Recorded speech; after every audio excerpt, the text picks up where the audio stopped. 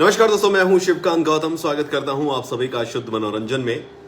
2021 दिलीप साहब हमें छोड़कर चले गए और दिलीप साहब के बाद शायरा जी अकेली रह गई। लेकिन अभी जो खबर आ रही है वो थोड़ी सी परेशान सी करने वाली है, क्योंकि सायरा जी जो है उनकी तबीयत भी अब ठीक नहीं है, नासाज नहीं है।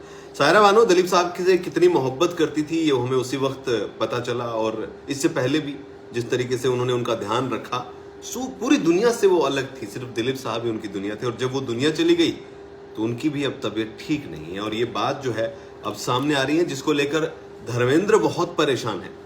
वेटरन एक्ट्रेस सायरा बानो को लेकर एक हैरान करने वाली खबर जो है वो सामने आई है। सायरा की करीबी दोस्तों में शुमार रखने वाले शायरा जी की धर्मेंद्र जो है, और मुमताज और शत्रुघ्न सिन्हा, उनको अब उनकी चिंता सता रही है। इन तीनों ही दिग्गज कलाकारों का कहना है कि उन्होंने कई दिनों से जो है कोशिश की है, बहुत बात करते हैं वो, लेकिन अब जो है उनके मिजाज बदले हैं। यानी कि वो पहले जो रहा करती थी, हुआ करती थी, वो नहीं है, और उनकी तबीयत जो है वो भी थोड़ी ठीक नहीं रही है। मुमताज तो उनसे मिल पाली हिल के जो स्थित उनके बंगले पर है वहां पर भी गई थी, लेकिन कोई फायदा नहीं हुआ है। वो बात नहीं कर रही है किसी से भी, बिल्कुल अपने आप को अलग कर रखा उन्होंने।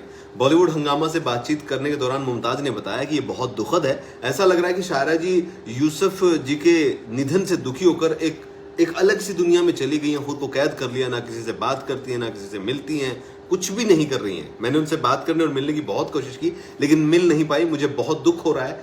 शायरा जी बहुत अच्छी इंसान है, लेकिन मेरे लजीज कुकीज और केक भी उनके लिए बनाए थे, वो रह गए, और मैं सोच रही थी कि उनसे मिलूंगी, लेकिन ऐसा हो नहीं पाया।